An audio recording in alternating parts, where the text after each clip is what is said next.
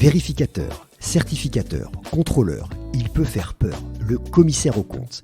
Mais savez-vous réellement ce qu'il fait, son rôle, ses missions ? Le métier d'auditeur légal, ou CAC pour les initiés, va bien au-delà du simple examen comptable d'une organisation et vous allez découvrir qu'il a certes des obligations, mais que ça ne rime pas forcément avec sanctions et répression. C'est un professionnel du droit, véritable allié des chefs d'entreprise. Bienvenue dans Dédicace, le podcast qui donne la parole aux commissaires aux comptes du Grand Ouest. Dans ce numéro, au micro, Philippe Germont, élu à la compagnie régionale des commissaires aux comptes Ouest-Atlantique. Le sujet dont on parle ensemble, une montée en compétences permanente, la formation obligatoire. Bonjour Philippe. Bonjour. Commissaire aux comptes depuis combien de temps ? Alors, je suis commissaire aux comptes depuis 30 ans environ. Je suis installé à La Rochelle. J'exerce dans un cabinet de groupe qui exerce sur la région Poitou-Charentes. Et élu depuis Je suis élu depuis 7 ans maintenant. J'ai fait 2 mandats. Un mandat dans l'ancienne compagnie régionale de la Cour d'appel de Poitiers et le mandat actuel dans le cadre de la nouvelle CRCC Ouest-Atlantique. Quelle définition donnez-vous de votre métier ? Quand on vous croise à un événement, un mariage, une soirée, comment est-ce que vous expliquez ce que vous faites ? Alors, ce que nous faisons, c'est principalement la certification des comptes qui sont produits par les entreprises, donc qui en ont l'obligation. Mais j'irai plus loin en disant que voilà, nous sommes un créateur de confiance. En certifiant ces comptes, donc on assure la crédibilité des états financiers produits par les entreprises. Et donc, on donne confiance à l'entreprise elle-même, mais aussi à tous les tiers partenaires de ces entreprises. Les banquiers, l'administration fiscale ou l'administration en général, les clients et les fournisseurs de l'entreprise. Et vous avez donc une analyse fine qui requiert un haut niveau de formation. Oui, écoutez, notre formation est effectivement, on peut considérer que c'est du haut niveau puisque c'est à peu près l'équivalent d'un bac plus 8. Et puis c'est aussi basé beaucoup sur l'expérience que l'on a acquis dans notre jeunesse et qu'on acquiert d'ailleurs tous les jours au contact des entreprises et dans le cadre de notre formation. Et déjà, comment est-ce qu'on devient commissaire aux comptes ? Donc la formation, c'est généralement un bac plus 5 qui est complété ensuite par un stage dans un cabinet d'expertise comptable ou de commissariat aux comptes pendant 3 ans. Et à l'issue de cette formation technique et théorique, vous avez une sanction qui est le diplôme, donc avec 3 épreuves finales et un mémoire à soutenir. Voilà. Il y a une autre voie pour les gens qui ne sont pas passés par cette filière expertise comptable, c'est le CAF-CAC. Donc là, après le master, vous avez également donc un stage de 3 ans et vous passez le diplôme spécifique de commissaire aux comptes. On parle du haut niveau au-delà du nombre d'années d'études, c'est que vous devez faire de la formation permanente, continue. Après, effectivement, on doit entretenir cette formation, voire en acquérir de nouvelles compétences, puisque effectivement le monde évolue tous les jours, le monde économique également, les entreprises évoluent en permanence. Il y a des nouvelles réglementations qui interviennent, donc il faut absolument qu'on intègre et qu'on appréhende l'ensemble de ces réglementations pour pouvoir effectivement certifier derrière, exercer notre métier et certifier les comptes qui sont produits par les entreprises. Ça permet aussi d'être plus crédible ? Oui, vraisemblablement, on est effectivement... Notre métier est beaucoup basé sur la crédibilité. Donc effectivement, on n'a pas le choix de ne pas suivre... je ne vais pas dire quotidiennement, mais régulièrement, de nouvelles formations. Il y a un caractère obligatoire à ce type de formation ? Alors, pour la profession de commissaire aux comptes, oui, effectivement, on a un caractère obligatoire, puisqu'on doit suivre au moins 120 heures de formation sur 3 années glissées, avec un minimum de 20 heures par an. Vous êtes dépendant du ministère de la Justice et non de l'économie. La loi vous impose aux entreprises et donc vous impose aussi de vous former. Absolument. En fait, c'est la loi de 66 sur les sociétés commerciales qui impose la présence du commissaire aux comptes dans certaines entreprises qui dépassent certains seuils. Et cette loi, effectivement, régit notre métier.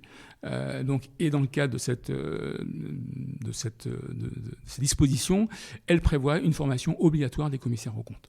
Voilà. Et aujourd'hui, le contrôle de l'exécution de ces formations est fait par notre organisme régulateur, donc qui dépend également du ministère de la Justice, mais qui est le Haut Conseil au commissariat aux comptes. Et sur quoi vous formez-vous ? La Compagnie nationale des commissaires aux comptes produit un catalogue tous les ans de formation.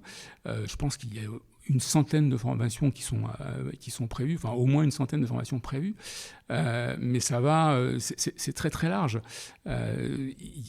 Ça peut aller donc sur la partie purement comptable, avec les évolutions des textes comptables, sur l'actualisation en droit des sociétés, sur l'actualisation en droit fiscal, mais ça va également, par exemple, sur l'évaluation des entreprises. Voilà, beaucoup de thèmes sont proposés à l'ensemble de nos confrères. Et ces thématiques, il y en a quelques-unes qui sont étonnantes ou qui vous ont étonné dans ce que vous avez choisi dans ces formations ? Je ne sais pas, mais en fait, il y a des formations qui sont très intéressantes. J'en ai suivi récemment, notamment sur les startups. Moi, j'exerce à La Rochelle. On n'est pas forcément énormément confronté aux startups, mais voilà, donc c'est quelque chose qui nous sort de nos domaines habituels et donc qui sont effectivement très intéressantes, quoi. Comment est-ce que vous vous organisez en termes de volume d'heures pour à la fois faire votre métier de commissaire aux comptes et pouvoir continuer à vous former ? Alors, on travaille beaucoup, hein. C'est un métier qui est très prenant, effectivement, puisqu'on est au contact de nos clients quasiment quotidiennement. Mais effectivement, comme ces formations sont obligatoires et indispensables, hein, j'irais au-delà de la simple obligation, on a tous le sentiment que c'est indispensable. Donc, on case ces formations dans le cadre de nos plannings. Et d'ailleurs, c'est toujours avec plaisir qu'on y va. Donc. Ça ressemble à quoi ? Vous retournez sur les bancs de l'école ? Un peu, presque, ouais. C'est parce qu'en fait, alors aujourd'hui, depuis le Covid, il y a beaucoup de formations qui sont proposées également en visioconférence, mais les formations en présentiel ont toujours un grand intérêt, d'abord parce qu'on rencontre des confrères et c'est aussi des moments d'échange qui sont toujours très intéressants. Qui sont vos formateurs ? Alors, les formateurs sont soit des confrères, mais pas forcément des confrères, qui sont homologués par la Compagnie nationale des commissaires aux comptes. Donc en fait, il y a une sélection, et donc c'est des gens qui sont compétents dans le domaine pour lesquels ils vont nous former. Il y a de la formation, mais il y a d'autres types de formations, des ateliers auxquels vous pouvez assister pendant des événements ? Oui, alors tous les ans, la Compagnie nationale des commissaires aux comptes organise sa grand-messe qu'on appelle les assises. Et dans le cadre de ces assises, il y a des ateliers de formation qui sont des ateliers d'1h30, 2h. L'année dernière, les assises se sont tenues à Rennes et le thème était la durabilité. Et donc, il y a eu de nombreux ateliers sur ces nouvelles dispositions qui vont s'imposer à nous dans les mois qui viennent, sur la responsabilité sociétale des entreprises et sur la durabilité. On va terminer par une question traditionnelle de notre podcast. Est-ce qu'il y a une anecdote ou quelque chose qui vous a marqué dans votre profession, dans toute votre carrière ? Ça fait plus de 30 ans. Oui, alors j'ai une longue carrière. Alors des anecdotes ou des événements qu'on a pu rencontrer, il y en a beaucoup. Maintenant, moi, si j'en garde un en souvenir, ça m'avait marqué à l'époque. J'étais jeune auditeur et j'allais avec mon patron de l'époque faire la synthèse de nos contrôles chez un client. Et je sais pas, dans le cadre de la présentation que mon patron m'avait laissé faire à l'époque, je sais pas, je me suis peut-être mal exprimé auprès du client et le client s'est levé d'un seul coup et m'a dit vous me prenez pour un con. Bon voilà, j'étais un peu impressionné. Mon patron est intervenu, il lui a dit Georges, calme-toi, mais voilà. Bon, après ça s'est bien passé et après on est devenus très amis. Donc voilà. Peut-être qu'il y avait quelques heures de formation en plus. Peut-être, effectivement. C'est pour ça aussi, on apprend tous les jours au contact de nos clients. Et c'est un métier riche en expérience. Est-ce que vous pensiez, et on va terminer là-dessus, que lorsque vous avez débuté ce métier, vous aviez besoin de toutes ces formations, ou vous alliez faire toutes ces formations ?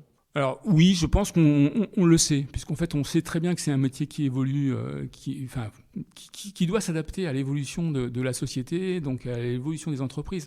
Donc on sait très bien, et on est déjà formaté un petit peu, je veux dire, dans la formation de base, sur cette nécessité d'être formé tout au long de notre vie, quoi. Et même s'il n'y avait pas ce caractère obligatoire, vous formeriez ? Ah oui, je pense que c'est indispensable. Merci beaucoup Philippe. Je vous en prie, merci.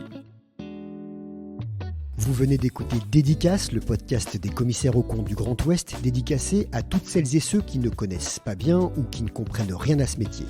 À retrouver sur toutes les bonnes plateformes d'écoute et les réseaux des commissaires aux comptes. À très vite pour un prochain épisode.